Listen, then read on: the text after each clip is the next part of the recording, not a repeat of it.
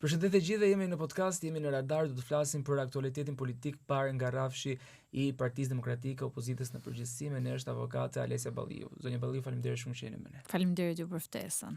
Ajo që ka të bëjë më së shumti me opozitën dhe me Partinë Demokratike është protesta e së shtunës e 24 janarit. Si ju duket protesta? Tani, protesta opozitës është një protestë e vonuar në optikën time, është një protestë legjitime, përsa kanë dalë demokratët, kanë dalë protestuesit për të drejtat e tyre, por ajo protestë sot nuk i shërben demokratëve, por i shërben kreut aktual të Partisë Demokratike për të ruajtur veten dhe për të treguar forcën e partisë ndaj institucioneve drejtësisë. Alesia, ne shohim që janë dy partitë më të mëdha në vend, referuar këtu edhe votave, Partia Socialiste dhe Partia Demokratike. Partia Socialiste me kryeministrin Edi Rama paralajmëruan që do të ketë një fushatë re antarësimesh për t'i paraprirë këtu edhe zgjedhjeve lokale që janë në 2027. Nga ana tjetër duket se Partia Demokratike ka më probleme në këtë aspekt. Pse nuk po vazhdon puna, duke qenë se nuk kemi shumë larg edhe është një tjetër garë elektorale që pritet shumë. Tani nuk ka vazhduar puna pasi në fillim thanë që nuk i njohim zgjedhjet, pastaj thanë do t'i vërtetojmë, pastaj hyrën parlament, pastaj nuk respektuan Enin Basha, pastaj nuk e futën partinë në një garë reale, në një garë të vërtet, nuk bërën një analizë të arsyeve dhe motiveve kryesore pse Partia Demokratike humbi, nuk pranojnë në asnjë moment të vërtetën, nuk pranojnë që aty tjetë gjiternata e re, ajo që do ta udhëheqi, por mbahen mbas të kaluarës tyre, e cila sa vjen dhe po i fundos vetë Partinë Demokratike. Sepse Partia Demokratike është një parti e cila ka frym, ka njerëz, ka individ cilët e ndjekin, kjo vërtetua edhe tek protesta, por që problemi aktual është që nuk ka kush e udhëheq për momentin. A është Saljani një ndër ta, duke qenë se ju në një farë forme keni shprehur mbështetje ndaj iniciativave të reja, jo drejt Saljanit ndoshta si individ i përvetshëm. Ai ka ndërmarrë disa foltore, nëse mund ta quajmë kështu, disa takime me demokratët, do të ketë edhe të ardhshme, por a pritet të ketë një lloj fryme kjo, duke qenë se kemi edhe zgjedhjet tani në pranverë në Partinë Demokratike? Unë mendoj që frymën pa diskutim që e ka dhënë mesazhin që ka, dhe pa diskutim kjo gjë ka reflektuar edhe tek leadershipi aktual i Partisë Demokratike, sepse sapo nisi Saljani foltoret, i nisi edhe Berisha, sa kishte rënë PD-ja në një gjumë letargjik, pastaj ka qenë edhe pjesa e protestave, të cilët siç ja u përmenda edhe pak më parë ishin të vënuara dhe Berisha tani që pati pak zgjim partia vendosi që t'i bënte dhe t'i ndërmerrte. Unë mendoj që lëvizjet e reja janë pozitive për Partinë Demokratike, fryma re, gjenerata re, dhe pa diskutim zoti Saljani është një figurë e cila po e drejton këtë lëvizje dhe është për t'u mbështetur dhe për t'u përshëndetur, sepse çdo fije që e lidh Partinë Demokratike me të kaluarën, me largësinë ndaj faktorit ndërkombëtar Shtetet Bashkuara të Amerikës, me sulmin që i bëhet spakut dhe institucioneve drejtësisë, atë e largojnë më shumë nga pushteti dhe e largojnë më shumë nga qytetarët. Kështu që pa diskutim Partia Demokratike duhet ketë një frym të re, ka ardhur koha të ketë një frym të re, një frym pro-amerikane, një frym pro-institucioneve drejtësisë, një frym kundër korrupsionit dhe një frym pro-gjeneratës së re. Prej vitesh, prej dekadash, që prej kur ka nisur të ekzistojnë partitë politike, ka pasur një lidhje të paktën në Shqipëri, e tregon dhe historia mes bazës dhe një lider i caktuar që e shikon rreth tij edhe një forcë politike, një siç po ndodh tashmë me zotin Rama në Partinë Socialiste dhe zotin Berisha në Partinë Demokratike. Pse akoma qytetarët, mbështetësit nuk kalojnë përtej saj, përtej kultit të individit?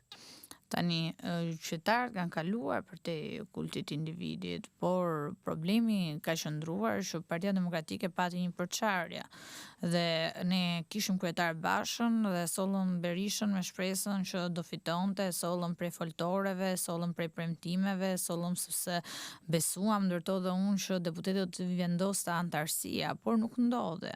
Dhe në momentin që nuk ndodhi, nuk është se demokratët nuk po shkojnë përtej saj, sepse salla e mbushur e Salianit është një mesazh që demokratët japin për ndryshimin që duan real të Partisë Demokratike, për të vërtetat që duhen thënë me zë të lartë, por mbi të gjitha dhe për gjeneratën e re. Po të shohësh sallat janë të mbushura me të rinj dhe të reja, të cilat duan dhe kanë guxim të thënë të vërtetën dhe duan që kjo forcë politike të jetë një forcë fituese.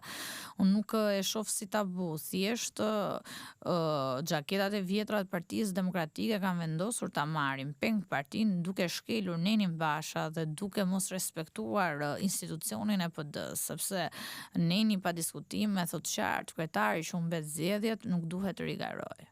A është zoti Berisha problemi apo janë personat që ndodhen poshtë tij? Sepse edhe zoti Saliani në artikulimet që ka shpeshherë në media, por edhe në foltore, duket se shigjeton numrin 2 të Partisë Demokratike, zoti Noka, po ashtu dhe zonjën Vokshi, pra persona që ndodhen pas zotit Berisha. Tani problemi real qëndron te klasa politike. Dhe kjo klasë politike është vjetruar dhe koha e saj ka mbaruar. Dhe pa diskutim duhet të rigjenerohet Partia Demokratike. Fajtorët janë të shumët, janë individët pa vota, janë individët që vihen për pazare me kryetarin, janë individët cilët nuk janë të votuarit e popullit. Këtu nuk është vetëm zoti Noka problemi, po është problemi i gjithë leadershipit dhe elitës drejtuese të Partisë Demokratike. Kurse për zotin Berisha ka garuar dy herë ka humbur ndaj Ramës.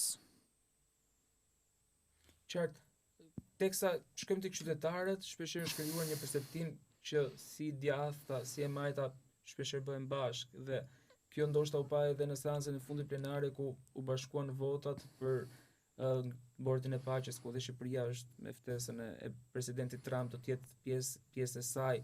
A është kjo një perceptim apo është një realitet që ndoshta edhe i frenon qytetarë për të marrë pjesë në votimet, për të përfaqësuar një forcë politike, në këtë radhë opozitën, duke qenë se ka më së shumti nevojë edhe për vota gri?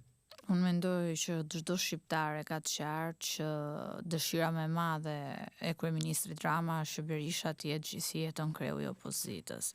Kjo është garancia e tij më e madhe për të ruajtur pushtetin e tij dhe pa diskutim të vazhdojë jetëgjatësinë e leadershipit në kryet të shtetit shqiptar dhe në kryet Partisë Socialiste. Përsa Sali Berisha është në kryet Partisë Demokratike, PD-ja nuk ka asnjë shans që të fitojë mbi Partinë Socialiste.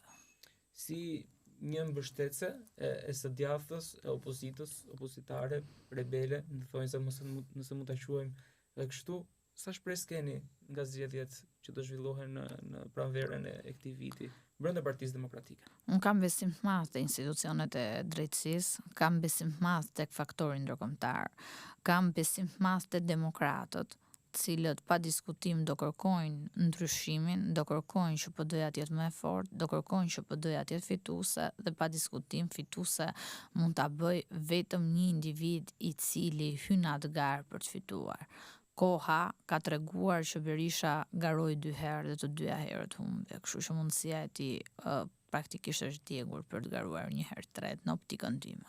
Si një avokate me profesion, janë 2 komisione parlamentare që do të ngrihen, janë ngritur dhe që janë të rëndësishme edhe për më vonë, kur do të kemi një garë elektorale siç është edhe reforma territoriale dhe ajo zgjedhore, që duket se opozita dhe Partia Demokratike e ka bojkotuar. Çfarë do sillte kjo, duke qenë se edhe nga e kaluara koha ka treguar që ka qenë dëm të opozitës?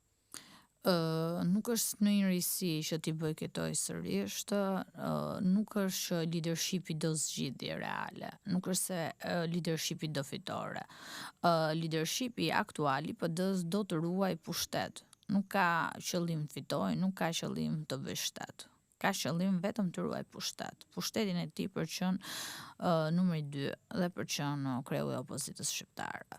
Kështu që për sa kohë unë e them këtë, çfarë do lloj komisioni nuk ja vlen as të diskutohet për shkak sepse nuk leadershipi i Partisë Demokratike nuk e do ndryshim real. Leadershipi i Partisë Demokratike nuk e do fitoren. Leadershipi i Partisë Demokratike nuk e do gjeneratën e re. Do pa diskutim të emëruarit e vet, do rrogtarët e tij dhe për të çdo gjë është okay. nuk është okay për demokratët e thjeshtë, dhe prandaj kur e nisa thash kam respekt madh për ato protestus, cilët dalin aty për të drejtat e veta dhe kanë gjithë drejtën e botës të protestojnë si qytetarë të lirë në kurriz të çfarëdo lloj afere korruptive që bëhet ndaj shtetit shqiptar. Duhet të ndonë që pushteti të konsumon, duke qenë se Partia Socialiste ka 13 vite në pushtet, e marrë në qenë që është konsumuar, por nga ana tjetër është opozita që edhe protestuesit, edhe mbështetësit duket se janë të lodhur. Sa e rëndësishme është që të frymëzohen ata, ju jeni në bazë, keni takime me mbështetës me demokratë. Sa e vështirë është për ju? Jeni shumë i saktë, edhe unë ato do aprovoja që pushteti të konsumon. Ka konsumuar ato që pa diskutime kanë pasur, që janë Rama dhe Berisha. Gjatë gjithë kohës kanë qenë pushtet. Kështu që kur pyet në kontekstin e qeverisë nuk diskutohet, po bashkë me këto në qeveri është dhe Sali Berisha.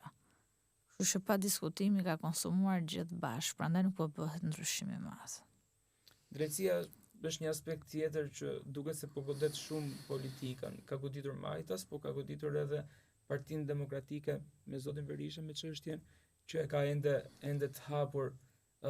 Mendoni që drejtësia do të jetë ajo që do të reformojë në një farë forme edhe një politikë të re në Shqipëri? Atëherë drejtësia ka detyrën që të korruptuarit t'i çojë pas hekurave, ka për detyrë të pastroj politikën nga individ cilët kanë futur duart tek lekët e qytetarëve, ka për detyrë t'japi transparencë qytetarëve në lidhje me çdo politikan që abuzon me pushtetin dhe vjedh lekët e qytetarëve, me çdo politikan që bën korrupsion, dhe kjo është një formë pastrimi i politikës nga individ korruptuar. Ama ndryshimi nuk mund ta bëjë drejtësia të klasës politike, ato e bën vetëm rinia, ato e bën vetëm populli, ato e bën vetëm një platformë e mirë, një platformë e bazuar mbi ekonominë, mbi arsimin, mbi shëndetësinë, mbi ligjin, mbi vlerat qarta, të cilët qytetarët pa diskutim do shkojnë në masë ti votojnë, por këtë nuk e bën dot PD-ja aktualisht, kur lideri i saj ka 3 akuza në SPAK. Se këtu bim ndesh me çka themi dhe çka bëjmë, dhe ajo çka themi dhe çka bëjmë duhet të jetë në propocion të njëjtë, jo ndryshe të flasim dhe ndryshe të veprojmë. Dhe këtu humbet kredibiliteti i opozitës. Dhe në momentin që ky kredibilitet humbet besimi, në moment që humbet besimi, humbet dëshira që qytetarët shqiptar të shkojnë tek atë ditë tek kutija votimit për të votuar dhe për të bërë atë ndryshimin e madh. Se të gjitha këto janë të lidhura ngushtë me njëra tjetrën, nuk është se populli nuk e do ndryshimin. Pa diskutim ato mezi presin ndryshimin, por ndryshimi bëhet mbi besimin, bëhet mbi drejtësinë, bëhet mbi një platformë të qartë dhe të pastër dhe larg individëve të cilët vetëm kanë përfituar miliona euro kurriz qytetarëve shqiptar në gjithë këto vite, si Majtas dhe Djathtas. Ka një artikulim publik të Partisë Demokratike sa i takon edhe krijimit të një qeverie teknike. E shikoni si një demagogji politike nga kjo forcë politike, apo e shikoni si një realitet që mund të ndodhë së shpejti? Realisht në gjithë skandalet që kanë ndodhur në qeverisë Rama, gjë e dur do ishte pa diskutim zgjedhjet e parakohshme. Por edhe zgjedhjet parakohshme të hynte nesër PD-ja do t'i humbte, sepse PD-ja aktualisht leadershipi i saj ka luftën me faktorin ndërkombëtar dhe pa diskutim ka dhe luftën me institucionet e drejtësisë.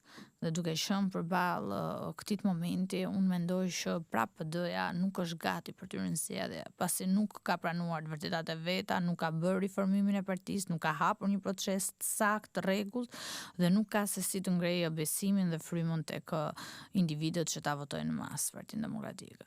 Nëse mund t'ju pyes në aspektin tuaj personal, është një nocion i ri brenda Partisë Demokratike, siç ka thënë edhe zoti Berisha, lidhur me zotin Saljani, që thotë është vetë përjashtuar. Ju ndiheni e vetë përjashtuar nga Partia Demokratike apo e përjashtuar? Unë për shpifjet që Berisha bën ndaj çdo kundërshtari, nuk dua t'ja jap asnjë lloj koment, sepse shqiptarët ja kanë dhënë përgjigjen, ja kanë dhënë me votë 11 maj, duke i thënë që klasa e vjetër politike, temëruarit e tu, shokat e tua, ne nuk i duam. dhe prandaj rezultati ishte aq i thellë për Partinë Socialiste.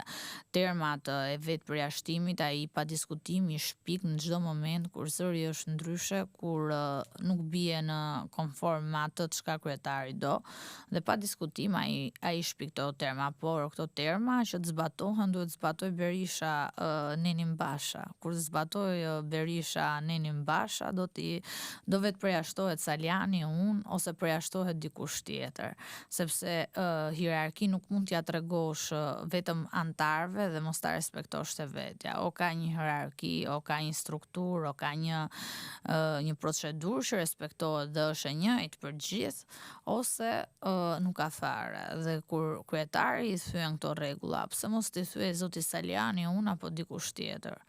Zgjedhjet mbaruan, Berisha vazhdon akoma. Neni Basha nuk ekziston për momentin. Së fundmi ka mbirë një ide, një iniciativë e një grupi qytetarësh, le të themi, shoqërisë civile, për të bashkuar të gjithë kampin opozitar me gjitha partitë kryesore që përfshihen në të. E shikoni shpresë dhënëse? Unë përgëzoj çdo individ i cili merr nisma të tilla për të mirën e Shqipërisë.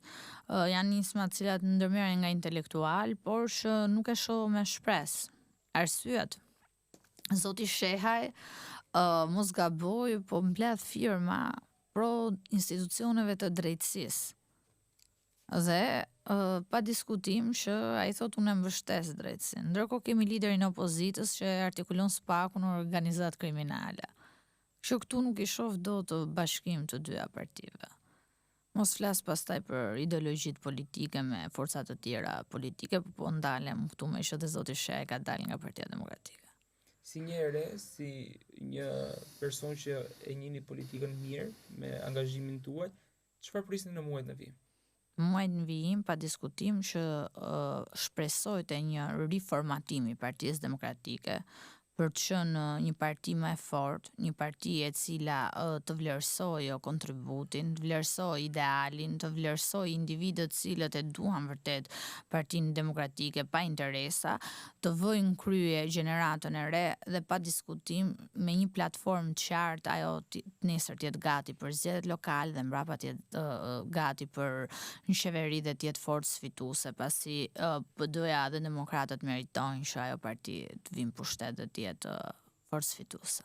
Jo vetëm angazhimi juaj politik, jo vetëm angazhimi juaj profesional, por ju keni shkruar dhe disa libra, dy për të cilave ne i kemi këtu. Mund ta shpjegoni pak më shumë lidhur me këtë libër? Po patjetër.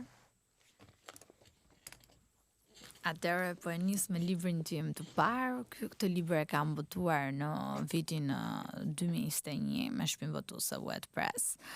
Është tabula rasa, paqëndrueshmëria e institucioneve shqiptare, dhe për këtë libër mora shkak nga tranzicioni shqiptar, nga ndryshimi pa diskutim i ligjeve sa herë që vinte një parti në pushtet dhe kur vinte partia tjetër pastaj e ndronte dhe zhbënte. Ishte si ai cikli konstant që nisim tek zeroja dhe përfundonim po tek zeroja. Prandaj e kam titulluar edhe Tabula Rasa. Është një studim, më saktë janë 39 studime, është edhe një inkurajim faktikisht për gjithë ato individ që sapo kanë mbaruar juridikun dhe duan të kenë një pasion për të shkruar, për studiuar, për të ulumtuar. Është një libër i cili ja vlen të lexohet për gjithë individët që janë pasionuar tek fusha e jurisprudencës. Ju thotë që ka paqëndrueshmëri të institucioneve, kush jet më së shumti? Tani unë këtu kam marrë pa diskutim të gjitha kushtetutat, ligjet që janë ndryshuar ndër vite deri në bërjen e reformës në drejtësi në 2016, edhe aty e kam analizuar se si një parti kur vinte në pushtet e ndronte, zhbënte dhe e ribënte ligjin nga e para. Prandaj edhe kam titulluar Tabula Rasa. Qartë, por sa e rëndësishme është në këtë fazë që jemi, duke qenë se kemi një drejtësi të riformuar, nëse mund ta themi kështu, riformatuar, mund të kemi prapë ndryshime në të ardhmen, si e shikoni? Atëre, reforma në drejtësi unë kam shkruar disa shkrimet mia, jo vetëm brenda vendit, po dhe jashtë vendit, ku kam shprehur pa diskutim suportin tim ndaj reformës në drejtësi. Ishte një reformë e cila ishte nevojshme pa diskutim në Shqipëri dhe është një reformë e cila largoi shumë gjyqtar të cilët ishin të korruptuar dhe nuk arritën dot të justifikonin dot as pasuritë e tyre.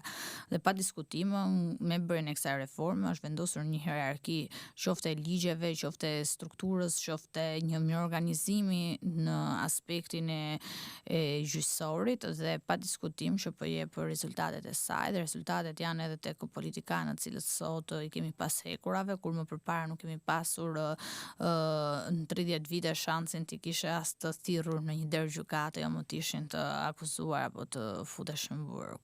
I referohem këtu ish kreu të Spakut zoti Taltin Dumani që thoshte që mandati për prokurorët e kësaj strukture është i pakës, si për ata që qëndrojnë në drejtim, duke qenë se është një mandat vetëm 3 vjeçar, por edhe pragu 9 vjeçar që është mandati i plot, nëse mund ta themi kështu, prapë është i pamjaftueshëm sipas tij. Në optikën tuaj duhet të ketë një lloj ndryshimi në këtë aspekt? Ky është mendimi i tij personal, realisht dhe pa diskutim që e respektoj. Unë nuk e mendoj njëjtë si ai dhe mendoj që kjo është formula e duhur. Dhe mendoj që ai mandat që kanë mjafton për të bërë punën dhe për të dhënë rezultatet. Tashmë ju jeni një profesioniste, keni dalë në tregun e punës me profesionin tuaj si avokate, ju normalisht keni qenë dhe një studente e drejtësisë. Çfarë ka të veçantë libri që një student duhet ta lexojë patjetër? Libri është i veçantë pasi asnjë njeri nuk e ka shkruar faktikisht më përpara dhe është një libër i cili, siç ja u përmenda, ka të bëjë me tranzicionin e gjatë në politikë dhe pa diskutim që është një libër i cili tregon nevojshmërinë dhe domosdoshmërinë e një rendi ligjor i cili duhet respektuar jo vetëm për studentët e fushës drejtësisë, po për gjithë qytetarët. Pasi paqëndrueshmëria e institucioneve ka qenë një rrëmuj dhe një kolapsus i vërtet, ku qytetarët nuk merrnin dot drejtësinë dhe nuk zbatonin dot, nuk u zbatonte dot ligji në aspektin e kërkuar dhe të pritshmërive që ato kishin tek institucionet e drejtësisë. Përpos kësaj, besoj që është një libër dhe informacion i munguar edhe në tekstet shkollore apo? Po patjetër. Ju keni edhe një libër tjetër? Po, ky është libri im i dytë, këtë e kam. Ndryshe është në gjuhën angleze? Po, është botuar në Shtetet Bashkuara faktikisht të Amerikës, është një libër i cili flet për trafikun e drogës, për lidhjet me politikën dhe për trafikun ndërkombëtar të drogës. Pse në anglisht? Në anglisht sepse është botuar në SBA dhe pa diskutim që duheshe botuar në anglisht. Por unë pa diskutim që ta përkthej edhe në shqip që të personat tjerë të kenë aksesin që të mund ta lexojnë, për ato individ cilët nuk e dinë dhe nuk e njohin gjuhën angleze. Do jetë një libër duke qenë se keni në anglisht i referuar publikut amerikan apo shqiptarët diasporës që ndodhen në Amerikë? Ky është një libër i cili referohet pa diskutim Shqipërisë, është një libër i cili flet për trafikun e drogës, për lidhjet me politikën, me figurat njohura të politikës shqiptare, flet për trafikun ndërkombëtar dhe lidhjet me kartelet e drogës jashtë, flet për ekonominë informale që janë të lidhura ngushtë me pushtetin dhe pa diskutim flet edhe si këto kthehen pastaj në një faktor shumë të rëndësishëm edhe në jetën publike dhe politike të shtetit shqiptar. Në Shqipëri çfarë faze sipas jush është? Atëherë unë këtu e kam folur edhe me emra faktikisht të disa personazheve VIP, të cilët janë të lidhur me organizatat e drogës dhe në nivel jo vetëm kombëtar, po dhe ndërkombëtar. Kam folur edhe për pastrimin e parave të pista, kam cekur edhe Dubain si epiqendër të gjithë grupeve shqiptare që merreshin me trafikun e drogës dhe mënyra se si ato i pastronin paratë dhe më pas influenconin edhe tek raportet politike në shtetin shqiptar. A mund të na tregosh një rast konkret në çfarë mund t'ju vijë në mendje? Atëherë këtu faktikisht ka disa raste, cilat janë konkrete, por që do preferoja që lexuesit kishte interes ta lexonte dhe ta ruaja pa kuriozitetin në kontekstin e prezantimit. Ju do jeni edhe në SBA apo për promovuar këtë libër, kam përshtypjen që interesi do të jetë i madh, duke qenë se për te Atlantikut shikohet edhe me interes gjitha zhvillimet në Shqipëri. Cilat janë pritshmëritë tuaja? Atëherë pritshmëritë e mia janë pa diskutim që të cek gjithmonë problemet që janë aktuale, problemet që lidhen me ligjin dhe problemet që lidhen gjithashtu edhe me aktualitetin dhe me politikën dhe me zhvillimet e fundit në vend. Unë gjithashtu këtu kam trajtuar edhe disa raste të individëve që kanë kryer veprën penale në lidhje me narkotikët, kam folur edhe për evolimin që ka pasur legjislacioni shqiptar në lidhje me to. Gjithashtu është propozuar edhe një reformë për politikat ndërkombëtare të drogës që janë tek marrëveshja e Kombeve të Bashkuar për një riformatim të traktateve të bazuara pa diskutim si ide nga legjislacioni holandez. Dhe është një libër shumë interesant për çdo që është interesuar në lidhje me tematikat e pastrimit parave të pista, të krimit të ndërkombëtar, trafikut drogës, po dhe përfshirjen e figurave publike në politikë. Përfiton nga rasti me qenë si u kam këtu, i kam lexuar dhe me të vërtetë janë libra shumë të mirë, shpresoj shumë që edhe në SBA atje ku do t'i promovoni, por edhe në Shqipëri, siç është edhe libri i parë i Yti, të gjejnë sa më shumë mbështetje dhe të gjithë njerëzit t'i marrin sa më shumë dhe do përfitojnë shumë, siç e thatë dhe ju. Faleminderit shumë Alesia që ishit me ne në këtë hapësirë podcasti. Faleminderit për analizën tuaj dhe shumë suksese në rrugën tuaj.